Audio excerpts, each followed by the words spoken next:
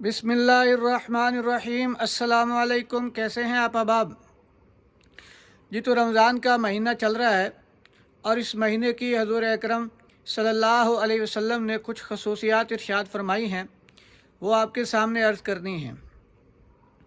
सबसे पहली बात तो ये है कि ये महीना सब्र का महीना है, तो लिहाजा इस महीने के अंदर सब्र करना। रोज़ा रखा है, भूख लग गई है, उस पर सब्र करना। गर्मियों के रोज़े हैं, प्यास की शिद्दत है, उसमें सब्र करना। तो ये नहीं है कि वाह वेला मचाना है, मेरा रोज़ा है, मुझे ये लग गया, मुझे रोज़ा लग गया, मुझे यूँ हो गया। नहीं, ये सब्र का महीना है। जितनी भी तकलीफ़ आए, भूख आए, प्यास आए, उस पर सब्र करना है। इसी तरह अगर गलती से सहरी छूट गई, आँख ना खुली या कोई वजह भी है, सहरी रह गई, तो अब दिन होते ही वाह वेला मचा लेना, मैंने तो सहरी भी नहीं खाई, मैं तो रोज़े से हूँ, बगैर सहरी के हूँ, तो मुझे भूख लग गई, ये हो गया। तो ये वाह वेला नहीं मचाना, बल्कि सब्र करना है। सहरी के बगैर भी रोज़ा हो जाता है। तो आपकी सहरी रह गई है तो आप सब्र करें, रोज़ा रखें। भूख लगी है, सब्र करें। प्यास लगी है, सब्र करें, क्योंकि ये महीना सब्र का है। और अल्लाह ताला ने कुरान में फरमाया इन्नल्लाह मअस साबिरीन। तो इसका बदला ये है कि अल्लाह ताला की मायत अल्लाह सब्र वालों के साथ है। इन अल्लाह की मायत और नुसरत उनके साथ है, लिहाजा सब्र करना। और दूसरी खसूसियत ये है कि ये महीना गमखारी का महीना है, यानी गुरबा से, फ़ुक़रा से, मिस्कीनों के साथ जो है गमखारी करना, उनके गम में, उनके दुख में शरीक होना। उसके लिए जो कुछ इफ़्तार में अपने लिए पकाया है, तो बेहतर तो ये है कि अपने बराबर करें। जो कुछ अपने लिए बनाया है वो उनको भी दें।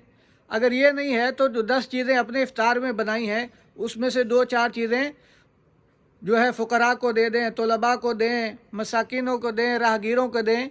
इसलिए कि आप इस्लाम ने फरमाया कि जो शख्स किसी का रोज़ा इफ़्तार कराता है, उसको उसके रोज़े के बराबर सवाब मिलता है।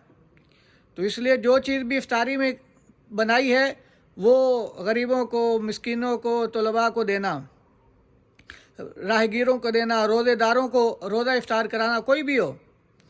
तो साहबा ने पूछा या रसूलल्लाह, हर एक तो ताकत नहीं रखता कि वह लोगों को पेट भर कर खाना खिलाए। तो आप अलैहिस्सलाम ने फरमाया ये सवाब लेना है तो एक घूंट पानी पिला दो, लस्सी पिला दो, खजूर खिला दो, तो भी ये सवाब मिल जाएगा।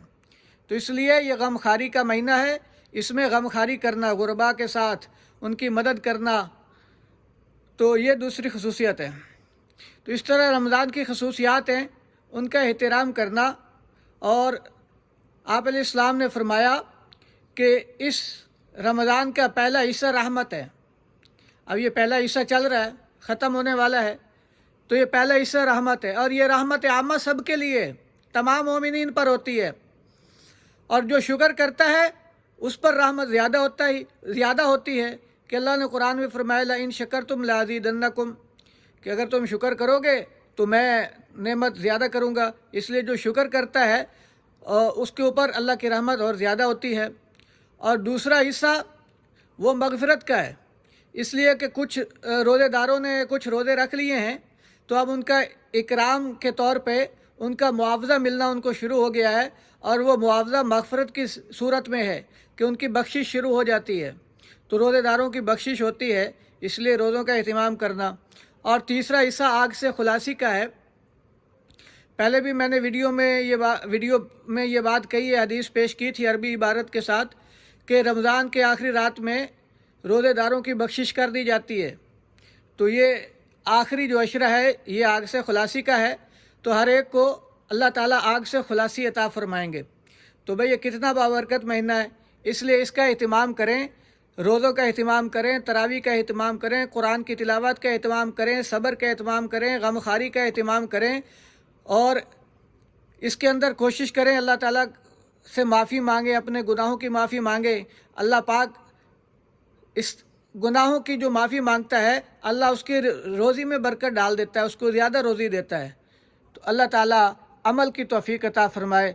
अस्सलामु अलैकुम।